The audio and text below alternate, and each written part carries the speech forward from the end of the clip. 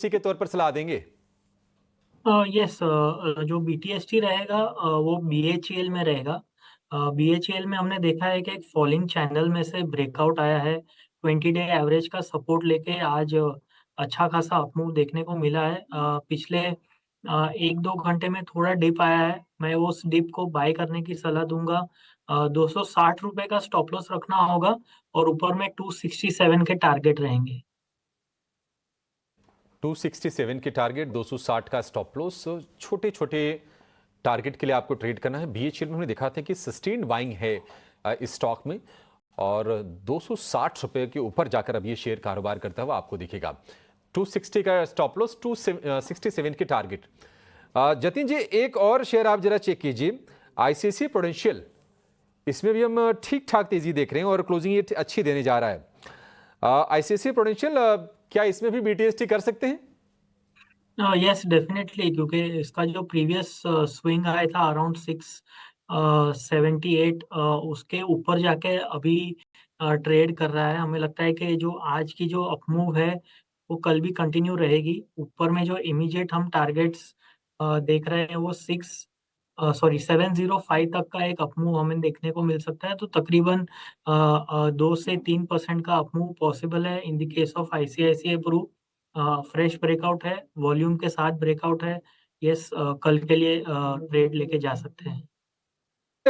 Valuation वाला ही concern था, क्योंकि लिस्टिंग बड़ी दमदार हुई, शेयर एक तरफा भागा था टाटा टेक का। क्या जो वैल्यूएशन करेक्शन होना था शेयर में वो हो गया है, और अब ये प्राइस ठीक है, या फिर अभी भी आपको शेयर महंगा लग रहा है? जी अभिषेक जी, देखो टाटा टेक्नोलॉजी एक तरह से ना बहुत ही मायूस किया है जिन्होंने भी आईपीओ में इन्वेस्ट किया था, क्योंकि टाटा नाम से ही बिका था। लेकिन अगर आप देखो तो इसमें के बिजनेस मॉडल में प्रॉब्लम यही होती है ना कि ये सब कंपनीज नो 3 से 4 मेन क्लाइंट होते हैं, उन पे बहुत डिपेंडेंट होती है, और काफी हद तक नो इनका बिजनेस नो कह सकते हैं ना कि ऑटो से लिंक होता है, और उसमें टाटा मोटर ऑफ कोर्स उनका मेन क्लाइंट है। तो यहाँ यही प्रॉब्लम हो रही थी कि वहां अगर टाटा मोटर्स में या ओवरऑल ऑटो इंडस्ट्री में थोड़ी भी वीकनेस है तो टाटा टेक्नोलॉजी भी वीकनेस आई थी। देखो ये अच्छी कंपनी, कंपनी में कोई प्रॉब्लम नहीं, लेकिन जब लिस्ट हुआ था वही बहुत ही वैल्यूएशन हाई था। और मुझे अभी भी ऑनेस्टली इसमें बिजनेस मॉडल में एक ही जो प्रॉब्लम लगता है कि उनका कॉन्सेंट्रेशन 3-4 क्लाइंट पे है। तो यहां से ऑफकोर्स इतना गिर गए तो थोड़ी तेजी आ सकती है, लेकिन अगर आप लॉन्ग टर्म की बात करें तो मैं टाटा टेक्नोलॉजी यहाँ इसलिए अवॉइड करना पड़ूंगा क्योंकि थोड़ा डाइवर्सिफाई होना चाहिए। क्लाइंट कॉन्सेंट्रेशन इतना होगा तो ये प्रॉब्लम होगी, और धीरे धीरे बढ़ रहा है, देखना पड़ेगा अभी रिजल्ट कैसा आएगा। रिजल्ट भी इतना अच्छे नहीं आए थे लास्ट क्वार्टर्स में। सो मेरे हिसाब से तो ये अभी भी अवॉइड ही रहेगा। टाटा टेक अभी भी अवॉइड रहेगा।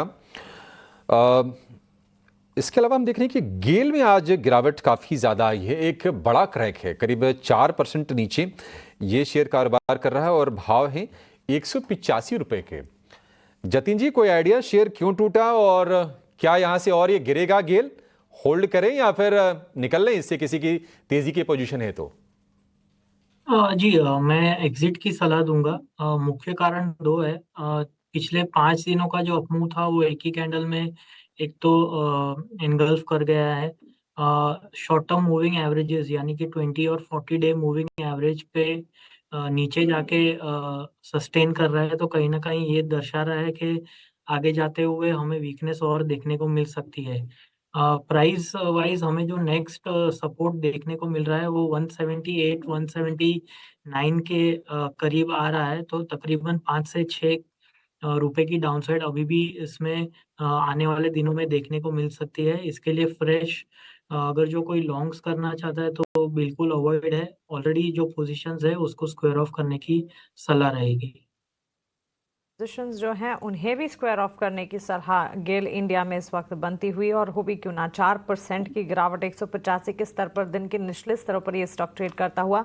और इस वक्त भी हमारे एक्सपर्ट आपको इस पर राय दे रहे हैं। और आज सुबह भी जब शरण लिलाने हमारे साथ जुड़े थे गेल पर, उन्होंने शॉर्ट कॉल दी थी, और तब जो उन्होंने टारगेट सुझाए थे वो लक्ष्य टारगेट जो हैं वो हिट करते हुए 185 का ही लक्ष्य, फर्दर डाउनसाइड वो एंटिसिपेट करके चले थे। उन्होंने कहा था कि 185 तक नीचे जाएगा, और ये स्टॉक 185 के लेवल्स को इस वक्त टच कर रहा है। तो टारगेट हिट शरण लिलाने की तरफ से, और अब हमारे एक्सपर्ट की तरफ से जतिन गेडिया का भी यही कहना है कि अगर पोजीशन भी है तो एक बार निकलने की ही चेष्टा गेल इंडिया में करनी चाहिए। बिकवाली जो है वो और ज़्यादा बढ़ती हुई नजर आएगी।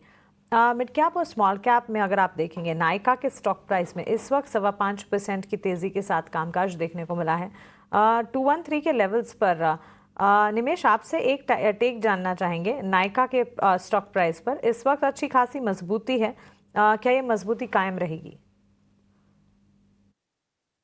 देखिए मानसी, एक अच्छा ब्रेकआउट आया है, एक स्ट्रॉन्ग मोमेंटम मिला है और वॉल्यूम का भी सपोर्ट है। डेफिनेटली स्टॉक के अंदर आज के दिन में 5% की रैली हम देख चुके हैं। मेरा मानना है कि ऊपर में जो रेजिस्टेंस एरिया बन रहा है वो 217 से 220 के आसपास का एक रेजिस्टेंस एरिया बन रहा है। तो यहाँ से और आपको 2-3% की अपसाइड यहाँ से देखने को मिल सकती है। हालांकि अगर आप शॉर्ट टर्म ट्रेड लेते हैं तो रिस्क रिवॉर्ड रेशियो आपके फेवर में नहीं रहेगा, क्योंकि ऑलरेडी स्टॉक 5% जो है वो बढ़ चुका है। तो मेरा मानना है कि अभी फिलहाल थोड़ा अवॉइड करना चाहिए, बाय ऑन डिप्स की स्ट्रेटेजी रखनी चाहिए। और अगर नीचे में 207 208 के आसपास मिलता है तो एक अच्छा entry point short term point of view से बन सकता है। तो फिलहाल ये लेवल से बाय करने की मेरी राय नहीं है। नीचे 207 के आसपास आता है तो वहां पर एक एंट्री ले सकते हैं और 220 तक ये स्टॉक शॉर्ट टर्म में जा सकता है।